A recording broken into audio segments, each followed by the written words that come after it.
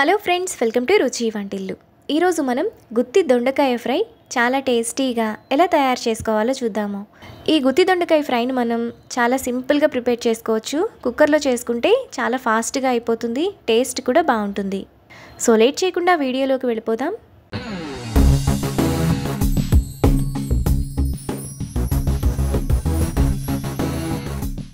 ఈ దొండకాయ ఫ్రై చేసుకోవడానికి పావు కిలో దొండకాయలను 3-4 సార్లు బాగా కడిగి ఇక్కడ చూపిస్తున్నట్టు 4 పక్కల కట్ చేసుకొని పెట్టుకోవాలి. తరువాత స్టవ్ మీద పాన్ పెట్టుకొని 2 టేబుల్ స్పూన్లు పల్లీలు వేసుకొని ఫ్రై చేసుకోవాలి.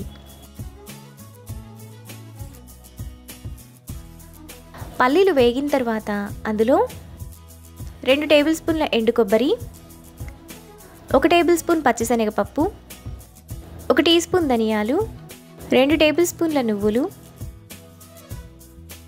1 రెమ్మ కరివేపాకు, 5 ఎండుమిరపకాయలు వేసుకొని మీడియం ఫ్లేమ్లో బాగా ఫ్రై చేసుకోవాలి. దినుసులన్నీ ఈ విధంగా వేగిన తర్వాత స్టవ్ ఆఫ్ చేసుకొని కొద్దిగా చల్లారనివ్వాలి. దినుసులు చల్లారిన తర్వాత మిక్సీ జార్లోకి వేసుకోవాలి. ఇప్పుడు 2-3 రెబ్బల చింతపండు, 6 వెల్లుల్లి రెబ్బలు, టేస్ట్కి తగినంత ఉప్పు, పావు టీ స్పూన్ పసుపు వేసుకొని కొంచెం బరకగా మిక్సీ వేసుకోవాలి. పొడిని ఇలా వేసుకున్నాక ఒక బౌల్లోకి తీసుకొని పక్కన పెట్టుకోవాలి. ఇప్పుడు దొండకాయలోకి ముందుగా మనం చేసుకున్న కారాన్ని స్టఫ్ చేసుకొని ప్లేట్లోకి తీసుకోవాలి. ఇదే విధంగా అన్ని దొండకాయల్లో కూడా కారాన్ని స్టఫ్ చేసుకొని ప్లేట్లోకి తీసుకోవాలి. దొండకాయల్లో స్టఫ్ చేయగా మిగిలిన కారాన్ని పక్కన పెట్టుకోవాలి.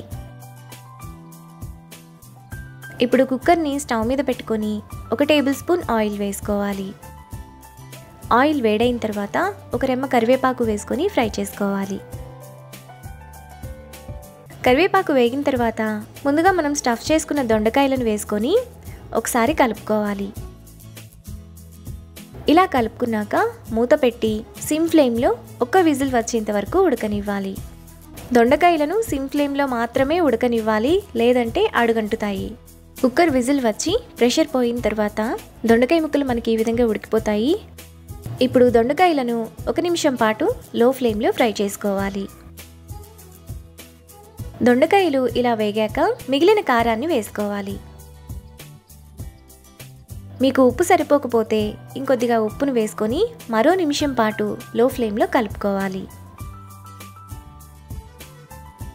మనకి గుత్తి దొండకాయ ఫ్రై రెడీ అయిపోయింది. ఇప్పుడు ఈ ఫ్రైను ప్లేట్లోకి తీసుకొని రైస్ చపాతీతో సర్వ్ చేసుకుంటే ఎంతో టేస్టీగా ఉండే గుత్తి దొండకాయ వేపుడు రెడీ.